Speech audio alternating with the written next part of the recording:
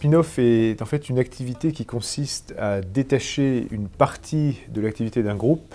Donc la mère en fait va se détacher de la fille pour pouvoir coter la fille en bourse et donc proposer à ses actionnaires l'attribution d'actions proportionnellement à la détention d'actions de la mère et donc permettre à la fille d'être cotée directement. Ce que l'on peut également voir, ce sont ce qu'on appelle des carve-out où la société fera également une augmentation de capital et fera appel aux investisseurs sur le marché.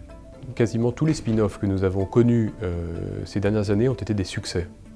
Un succès qui est le résultat à la fois d'une réussite indéniable des équipes concernées et l'attractivité auprès des investisseurs qui ont souhaité investir dans ces entreprises sur leur stratégie et sur la qualité des actifs qui ont été distribués par les sociétés concernées par les spin-offs.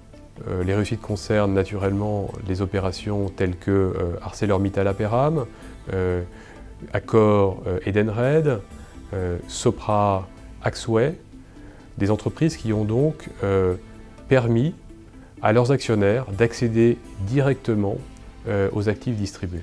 Les spin-offs permettent à la fois à la société mère et la société fille de mieux se positionner, de mieux se concentrer sur leur stratégie et donc d'avoir une meilleure visibilité auprès de la communauté des investisseurs et donc d'avoir une stratégie qui est beaucoup plus centrée sur leur activité première. Les investisseurs apprécient les spin-offs car ils donnent une meilleure visibilité, lisibilité de l'information financière de l'entreprise concernée et ils ont donc plus de facilité à investir et à se faire une opinion sur la valeur intrinsèque des actifs concernés. Alors les spin-offs aident les investisseurs dans leur choix d'investissement. C'est la théorie du portefeuille, de l'allocation du choix d'investissement qui permet aux investisseurs de se concentrer sur les actifs sur lesquels ils ont une meilleure information avec leur stratégie d'investissement. Un spin-off se prépare sur plusieurs années, c'est un travail effectivement important, en tout cas plusieurs mois.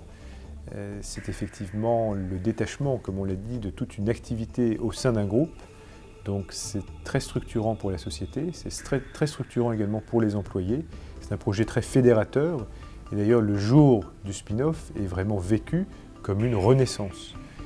Les spin-offs ont été créés et développés à la fois aux États-Unis et en Europe pour répondre aux objectifs stratégiques des entreprises, de se concentrer sur leur core business et de donner de la valeur à l'ensemble de leurs activités distribuées aux actionnaires.